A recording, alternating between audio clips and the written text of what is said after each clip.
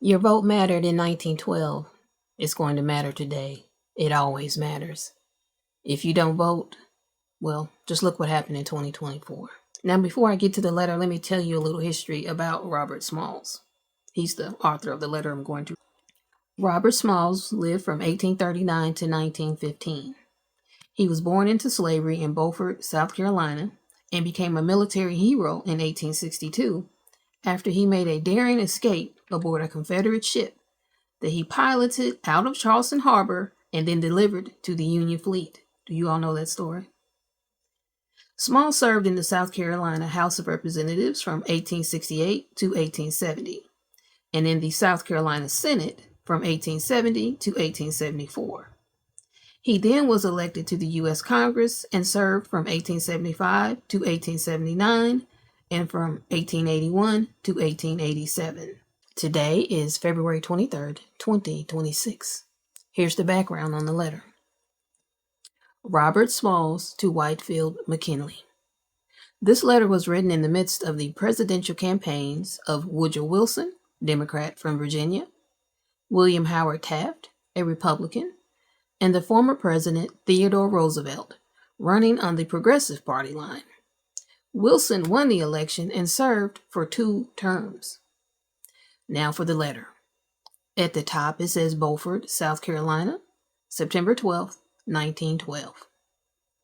Dear Whitefield, Ulysses S. Grant, and other illustrious men, that party which unshackled the necks of 4 million human beings, and by whose acts might elect a Democratic president, a man like Wilson, I send it to you because I know that you can give it the proper publicity in order that they may see the necessity of sticking to the regular Republican Party.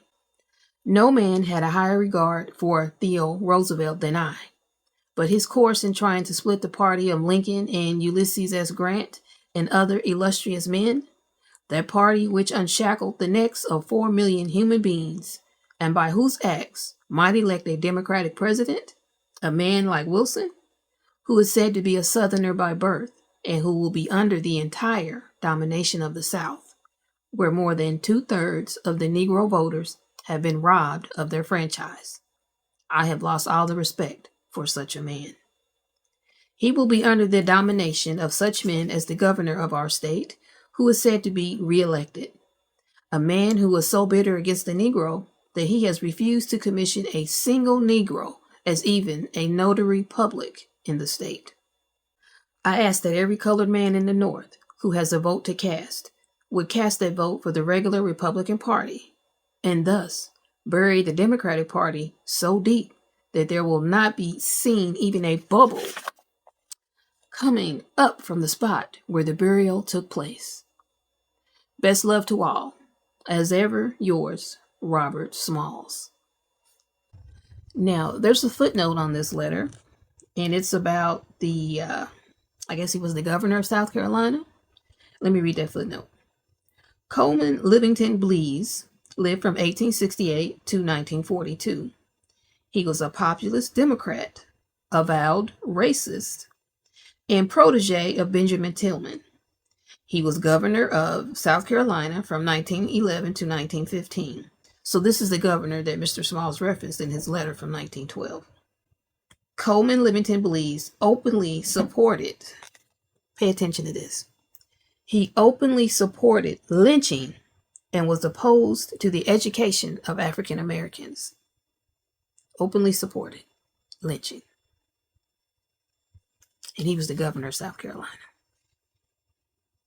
Now, remember, that was 1912. What do you think about the midterms later this year? Can we have should we have a similar sentiment just the other way? Leave a comment and let me know.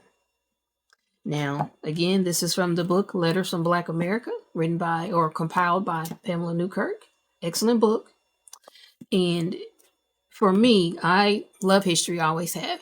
You can learn more from history, the real history of the United States, of the Black American in the United States, by reading their letters. Not reading an interpretation of history, not reading a description of historical facts. You have the real description as seen, as lived by the people involved.